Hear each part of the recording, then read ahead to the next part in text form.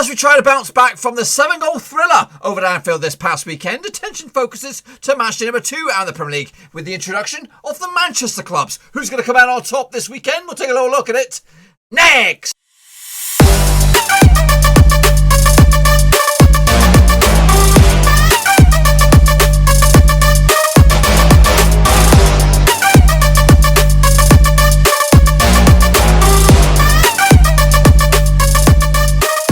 Right, folks, back once again with another prediction show. Today we're taking a look at matchday number 2 out of the Premier League, and we'll get to that in just 1 second. If you're new to the channel, smash your subscribe button to keep you bang up to date with all things Premier League related, Blackburn Rovers related, world football related. We're going to all here, boys. And one Roofski, boys and girls. That's right. Could you believe it? Welcome back to the Premier League. Leeds, goodness gracious me. Yes, they were on the losing side at the end of it, but a 7-goal thriller over at Anfield to get themselves to whet the appetite for the rest of the chasing pack. What a spectacular that is for the game and of course for the Premier League, boys and girls. Anyway, we'll talk more about that in just a second. Of course, I want a big shout out because we got not 1 but 2 Patreons, boys and girls. Respect to those bad boys. Yes, I'm talking about Omar Esquivel. That's right. Recently joined the old gang. Back in last week, but he was actually joined by Olaji Ojo, who joined us this past weekend. So respect to those 2 boys to make it number 19 out of the old Patreon gang. So respect to those 2 guys. They joined the likes of Dylan Goddard, Tom Clark, William Shepherd, Daniel Mellor, Ultra Omer Murat, Chris Wilson, LG Cow, Bianca Molnar, John Spurn, Russell Frost, Nathan Eva, Jack Wiggins, Jack Holmes, Constable 976, Aztec Marketing, Mark Kirigo, and of course Joachim Johansson. Respect to those guys for joining the VIP gang and supporting the club, or supporting the team, supporting me behind the scenes. That's right. If anyone else out there wants to join the VIP gang for as little as a bag of Haribos, and when I say a bag, I mean not a micro bag. I'm on about a big bag of Haribos, because it's cheap as chips. It is cheap. In fact, it probably is about the price of a little bag of Haribos. There's quite a few there. I was a bit snacky. Anyway, besides that, of course, you can give the video some love in by smashing your thumbs up, but of course, smash your subscribe as well. Let's get into it. Of course, take a little look at how we all got on last time around in matchday number 1. Yeah. Let's get into these predictions. That's right. Yes, I just made that up. There we go, boys and girls. Take a look at the results and predictions for matchday number 1. Now, these first 2, they didn't take place. Burnley against Manchester United and Manchester City against Aston. Those 2 games will take place another time. But all those 4 clubs are going to be action for matchday number 2 in just a second. But it was all started with Fulham up against Arsenal. Last Saturday night, or last Saturday afternoon, should I say. Fulham losing, 3-0 winners on the day at Craven Cottage. Lacazette, McAllis, and of course Pierre-Emerick Aubameyang on Scotty, who recently, in fact, hot off the press, just signed a new deal. Top result that for Arsenal, for them bad boys. Not only the result on the pitch, but result having him signed up for a 3-year deal. He might be getting on a bit, but he knows where the back of the net is. He's probably one of the top 3 strikers in the division, if not the best. I think any team would sell their soul or sell their kidney for this bad boy, Aubameyang, to lead their line. Anyway, 3-0 winners, and then actually got the right amount of goals on this. Actually went with a 2-1 win for Arsenal, but ultimately, I got it right. Crystal Palace did beat Southampton. Actually went with Palace as well with a 1-0 win. With a 2-1 win myself, but it was actually with a 1-0 win on the day. That was the one and only 3 o'clock kickoff. Wilfried Zaha on score sheet. Will he be there for the rest of the campaign? Because Palace, I don't think there's much interest at the moment. It's all gone quiet on that regard. Meanwhile, West Ham, they lost to Newcastle. 2-0 winners in the end for Newcastle United. Callum Wilson debut goal. Jeff Hendrick as well with the debut goal. So that's a fantastic start for the new boys over at Newcastle. Of course, a shambles for West Ham so far. Shit. Actually went with the 2-0 win going the other way. And of course, the game of the week really was Leeds up against Liverpool at Anfield, and it was a 7-goal Bobby Dazzler. Salah opened up there, scoring for Liverpool on the 4th minute. Jack Harrison levelled it on the 12th minute for Leeds. VVD then gave Liverpool the lead once again on the 20th minute, only for Patrick Bamford, the Silver Spoon, up as Arsenal to level the scoring on a 2-2. Mo Salah made it 3-2 on the 33rd minute before Leeds had to regain themselves in the second half with a 66-minute Matthias Klitsch leveller. But again, Mohamed Salah levelled it on the 88th. In fact, won it on the 88th minute for Liverpool. The 7-goal thriller. That's what we're talking about. Actually, went with a 3-0 win for myself for Liverpool, so I was close to the money with the goals wise, but ultimately not close enough. Anyway, not too bad though. West Brom, they did of course lose to Leicester City. It was absolute cruise control for Leicester City. 3-0 winners in the end. Castagna on the score sheet for Leicester, and Jamie Vardy with a couple of goals already to be in contention for top boot already. Meanwhile, I actually went with another 1-1 draw on that one. Spurs, they did lose to Everton. Very, very classy, good display for Everton in the end. The one and only goal coming from Dominic Calvert-Lewin, who will be knocking on the door, on the England door, I think, for the Euro 2020-21, whatever you want to call it these days. Meanwhile, Brighton and Albion, they got spanked by Chelsea 3-1 in the end. That's kudos to them for breaking the deadlock as well, getting themselves a goal on the day. But as Jorginho opened up the scoring for Chelsea on the 23rd minute before Trossard levelled it on the 54th. Reece James with an absolute worldie on 56th minute before Kurt Zouma made sure of it on the 66th minute. I actually went with the 3-0 win myself for Chelsea. Not too bad. Of course, Wolves took care of business against Sheffield United. 2-0 win in the end. Raul Jimenez on the score sheet for the 3rd minute and Romain Sess on the 6th minute to make a 2-0 win. I actually called the right amount of goals on this one, but I actually went with a 1-1 draw in the end. So all in all, I got myself 4 out of 8, which puts me right smack dab in the middle. So remember that number, 44444. That's what I got, 44444. Anyway, just to remind you, of course, it's the table as it stands. Arsenal lead the way, Leicester City are in 2nd, Chelsea 3rd, Newcastle 4th, Wolves are up to 5th, Liverpool, the champions, who are in 6th. Down the foot of the table is West Brom, Fulham and Sheffield United going down. Called it, folks. Called it right here, right now. 2nd season syndrome. Yes. Anyway, just to remind you that we are talking about the Prediction League, and we're going to show you the results of Matchday 1 Prediction League right about now, boys. And just to remind you, though, get your predictions in nice and down the foot of the video here in the old comment section, so you can enter for match number 2, boys and girls. Match day number 2. Here we go. 0 to 2, you're in the shit-face gang. 3 to 5. You're in the straight face gang, and 6+, you're an absolute worldie, and you're in the top banana, boys and girls. I've got 4, so I might smack dab in the middle there for you. So let's get into it. Bossy Amata did all right, not too shabby. Darren Armstrong did bits, okay, not too shabby. Liam Martin, all right as well. Nitush A did bits. Victor Carvalho, not too shabby. Shane O'Donnell, all righty. Fernando Jose Gastelabund, I'll show you in a minute. Brad Piffett did all right. Gedamon did all right. We are QBR, not too shabby. Danny K did bits. 36, then 22, did absolute poo. Meanwhile, Fable TV, not too shabby. LG and Cal, respect to you, sir, for being a Patreon to the channel. Respect to you, but also you did okay. Costas K, not too bad. Gaming Charlie did all right. Jaden FC, not too bad. The Italian Stallion, there he is, not too shabby. Matt Gonner did bits as well. Harrius and Crane, not too shabby. Isaac did all right. Oli Hamburg did poop. Look at me, Hanson, well done to you for being a Patreon. Of course, much love. You did all right as well. Hans Worst, the coolest name in town. In fact, he might have some competition for the coolest name in town, but he did all right there.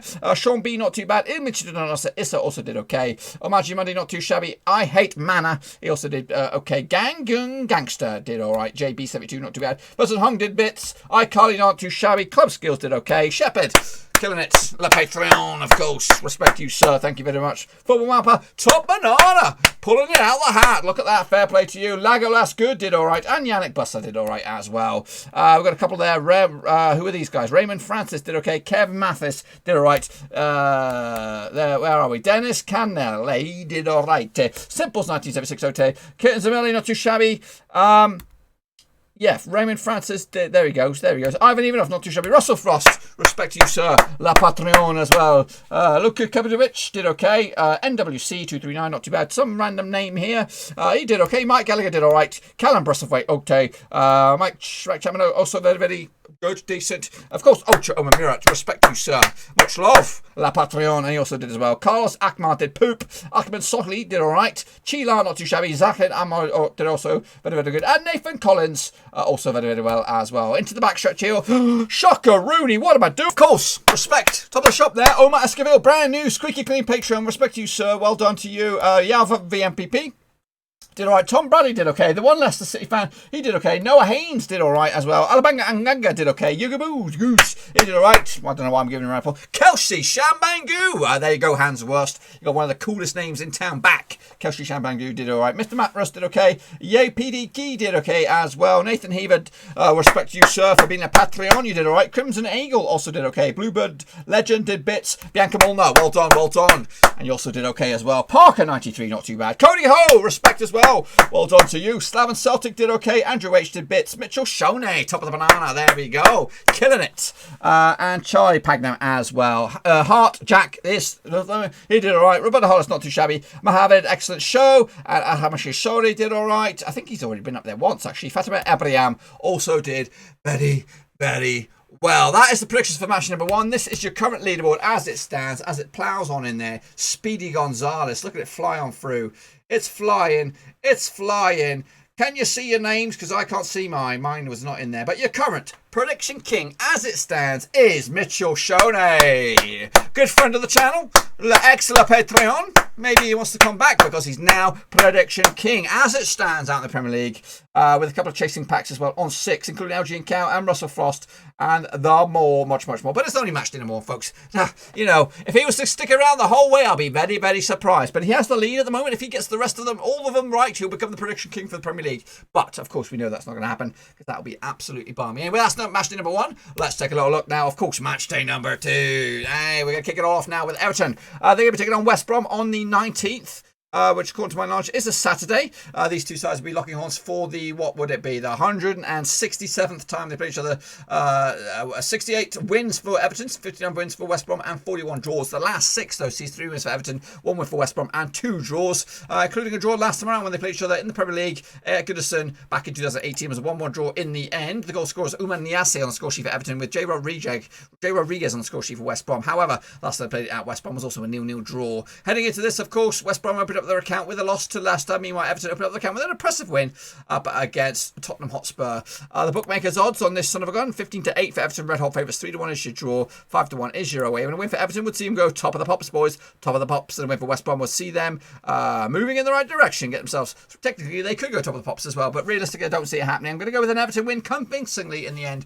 3-1 winners. That's right. Job done in the end. Next up, of course, we have Leeds United. First home game at Ellen Road, of course, in the Premier League, up against fellow promoter side Fulham. These two sides play each other 57 times. 23 wins for Leeds, 19 wins for Fulham, and 15 draws. The last 6, though, sees 1 win for Leeds, 2 wins for Fulham, and 3 draws. Last time around in Ellen Road, they did play each other in lockdown. That was back in June 2020. It was a 3-0 win for Leeds. Goal scorers from Patrick Bamford, Silver Spoon, and all Ergin Alioski and Jack Harrison on the score sheet as well for Leeds. Nikiskins Campano gets himself sent off for Fulham late on that bad boy. And we're heading into this. Fulham actually lost 8 of the last 9 away matches in the Premier League. They also failed to score in the last 3 matches in the Premier League. That was a long time ago though, boys. A couple of seasons ago at least. Bookmakers odds 7-4 for Leeds. Red hot favourites 14-5 is your draw. 5-1 is your away. And of course Leeds opened up with a defeat.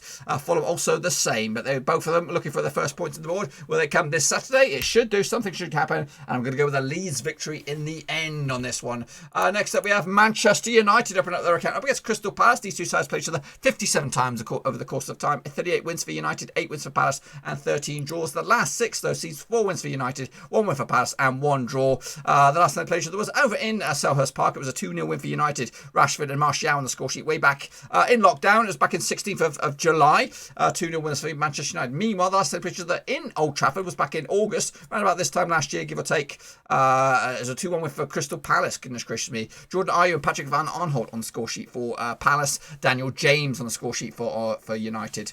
United have actually undefeated in the last 14 matches in the Premier League, whereas Crystal Palace have actually failed to score in the last 4 away matches, and they've also lost the last 4 away matches as well. The bookmakers' odds on this son of a gun: United 10-3 on red hot favourites, 92 is your draw, 8-1 is your away win for Crystal Palace. Of course, Crystal Palace opened up their account with a win, so they'll be looking to try and make it 2 wins on the spin for them, but I don't think it's going to happen, folks. I do expect United to come out top quite comfortably with a 3-0 win at the end. Next up, of course, we have Arsenal taking on West Ham United, buoyed by the news of Pierre-Emerick Aubameyang's new contract. They're going to take on West Ham this weekend, and they played each other 142 times already. 67 wins for Arsenal, 35 wins for West Ham, and 40 draws. The last 6, though, sees 5 wins for Arsenal and 1 win for West Ham. That win for West Ham was all the way back in 2019 over at the West End, I would say. It was a 1-0 win for West Ham back in January 2019. Declan Rice. Meanwhile, last time they played each other at all, whenever, was back in March 2020, prior to the old lockdown, over at the Emirates. There was 1-0 win for Arsenal. Lacazette on the score sheet on the 78th minute. Meanwhile, Arsenal have actually won 6 of the last 7 matches in the Premier League.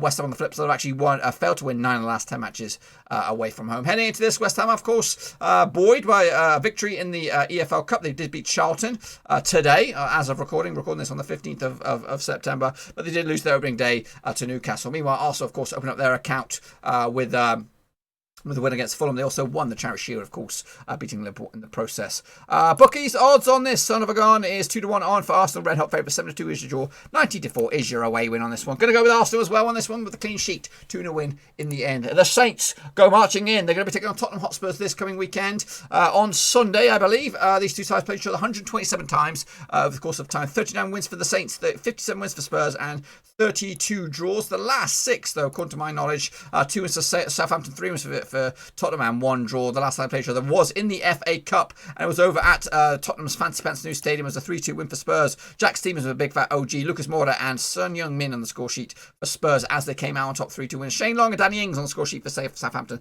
Last time they played each other in the league was back in January. It's actually New Year's Day 2020. It was a 1-0 win for Southampton over at St Mary's. Danny Ings on the score sheet again. Heading into this, of course, Spurs opened up their account with a defeat to Everton. Meanwhile, Crystal Palace were the opening victors over Southampton on their match day number 1 as well. Bookmakers odds. 21 to 10 for Tottenham. 21 to 10 for Southampton. 11 to 5 is your draw. 30 to 10 is your away win. Both sides looking for some points on the board. I'm going to go with Spurs on this one. I'm going to go with the Mourinho effect. There's a lot of good transfer news bubbling at the moment for Spurs, and it could all pan out before this game takes place. And of course, with Bale linked and this right back or left back or full back that's been linked from abroad. If both of those two deals would have come on in, they both, I believe, would have to spend some time in quarantine, so they probably won't have any effect on this game anyway. But I just want to let you know about those mega deals cooking for Spurs. And if it all works out, there could be some real game changers for them. But anyway, that's going to happen before that. So let's get into it. Anyway, Newcastle taking on Brighton Hove Albion this time around. 26 times these two sides play each other. 9 wins for Newcastle, 10 wins for Brighton, and 7 draws. The last 6 though sees 0 wins for Newcastle, 2 wins for Brighton, and 4 draws, including a draw last time they played each other was at the Amex in lockdown on the 20th of July. 0-0. Meanwhile, last time they played each other at St James's Park, same season, was also a 0-0 draw. But meanwhile, Brighton have actually been defeated in the last 7 away matches in the Premier League. Newcastle on the flip side have also conceded at least 2 goals in the last 3 home matches as well. Newcastle doing bits at the moment, beating Blackburn today in the cup. They were shit. They were garbage. They were absolute garbage. They mugged us off. They robbed us blind. Oh my goodness gracious me. They were shit. We were all over them. We should have won. But we can't shoot for shit. And Newcastle 1-0 shot goes in. And they get the win. Anyway, they also beat West Ham on the opening day of the Premier League. Meanwhile, Brighton opened up their account with a defeat against Chelsea and match number 1. Heading into this, the bookmakers odds. What do we tell you on this bad boy? It is 6 to 4 for Newcastle, 21 to 10 is your draw, 90 to 10 is your away win on this one. I'm going with a 2 on this one. They were shit today, but they'll be better in the league. That's right. And next up, we have the game of the weekend, boys and girls. It's Chelsea up against Liverpool, of course. Real title decider already. 6-point Bobby Dazzler. Anyway, these two sides play each other 185 times over the course of time. 64 wins for Chelsea, 79 wins for Liverpool, and 46 draws. The last 6 though sees 1 win for Chelsea, 4 wins for Liverpool, and 1 draw. Last time they played each other was at Anfield. It was in lockdown. It was an 8-goal thriller. 8-goal thriller, boys and girls. Keita, Alexander-Arnold, Wijnaldum, Firmino, and Alex Oxlade-Chamberlain on the score sheet for Liverpool. Meanwhile, Oliver Giroud, Tammy Abraham, and Christian Pulisic on the score sheet for Chelsea. What a game that was. Meanwhile, last time I played each other in Stamford Bridge was in the FA Cup. It was the 3rd of March as well. It was a 2-0 win for Chelsea. Willian and Ross Barkley on the score sheet for Chelsea. Last time they played each other in the Premier League at Stamford Bridge was a 2-1 win for Liverpool. It's going to go either way. You can't really pick it, boys and girls. Goodness gracious me. Anyway, Liverpool actually defeated in 35 of the last 38 matches in the Premier League, whereas Chelsea have actually won their last 6 home matches as well. Liverpool opened up the account with a 7-goal thriller over Leeds. Meanwhile, Chelsea opened up the account with a 3-1 win over Brighton. Heading into this, the bookmakers odds on this one, going to find it tight. 9 to 4 for Chelsea, 11 to 10 for Liverpool, 13 to 5 is your draw. Tough one, this one. I can't separate the two sides already. I'm going to give it a 2-2 draw. Goals galore again. Next time we have Leicester City up against them 6-fingered freakazoids. Burnley. That's right. What are they called? They're called Burnley. Burnley. Freaky. Anyway, let's get into it. Of course, now these two sides have played each other 114 times. 37 wins for Leicester, 46 wins for Burnley, the Freaks, 31 draws as well. The last 6 though sees 3 wins for Leicester, 2 wins for Burnley, and 1 draw. The last time they played each other was at Turdmore. It was a 2-1 win for Burnley. That's right, all 6-fingered of them. Chris Wood, Ashley Westwood on the score sheet for the Fingers, Harvey Barnes on the score sheet for Leicester City. However, the last time they played each other at King Power, it was back in October. Around about this time last year, it was a 2-1 win for Leicester as well. Goals on that day, Jimmy Vardy and Tillman's on the score sheet for Leicester. Chris Wood for the Freakazoids. Anyway, heading into this, of course, Burnley yet to kick off their campaign up against Leicester, who did start the season in a bit of a bang with a 3-0 win over West Brom. Bookies odds on this one, just refreshed the odds and it's coming on in 5 to 3 on for Leicester. Red hot favourites, 14 to 5 is your draw. 90 to 4 for the Freaks. And I'm going to go with a 3-1 win for Leicester City in the end. Of course they are. Next, of course, we have Aston Villa up against Sheffield United. Now, these two sides have played each other 136 times. 63 wins for the Villa, 40 wins for Sheffield United, and 33 draws. The last 6, though, sees 1 win for Villa, 2 wins for Sheffield United, and 3 draws. The last time they played each other was a draw at Villa Park. It was a 0-0 draw. However, the last time they played each other with a win either side was a match earlier than that. It was over at Bramwell Lane. It was a 2-0 win for Sheffield United way back around about Christmas time.